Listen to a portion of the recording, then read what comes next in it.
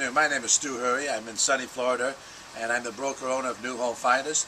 I've been in the business for over 42 years, since 1968, as a real estate investor, and I've sold over 3,800 properties and over $1 billion worth of homes.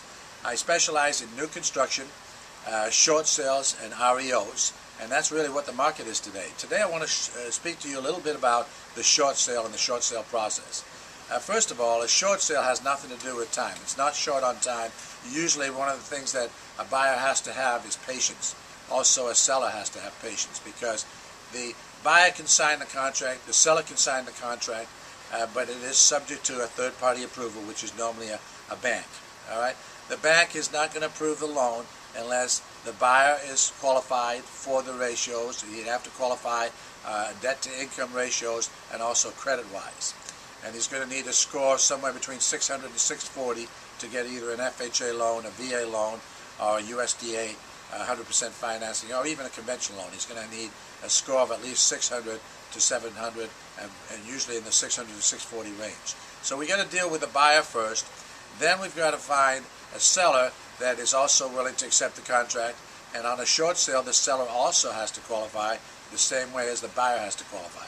The seller would have to meet requirements such as show his tax returns for the last 2 years, and he would have to show that he's, his debt-to-income ratio indicates to the bank that he can't afford the payments on the house for the bank to give him a short sale. And what the short sale is, the definition of a short sale is that the bank is selling the house for a loss. So, for instance, if the mortgage on the property is $200,000 and the offer from the buyer to the seller, the accepted offer, is $100,000, then the bank's going to be $100,000 short. And this is a very popular type of thing today. It's probably 40 to 50% of the market is either short sales or REOs, where the bank already owns the property and they've already taken title. So a short sale takes a lot of experience. The average short sale, about 35% of them actually come to closing.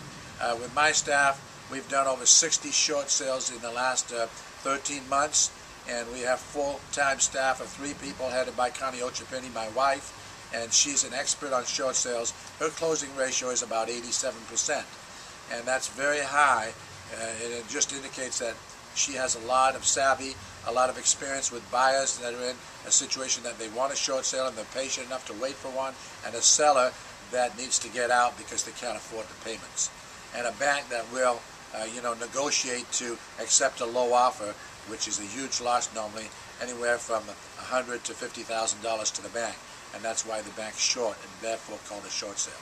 So I'd just like to fill you in a little bit on that. If you want more information on it, you can contact Connie Ochapini. She's at 813-417-6522, or you can call me, Stuart Hurry, broker owner of the company, at 813-244-0676. If you have any more questions on short sales and how you qualify for either buying one or selling one. And as you know, experience counts.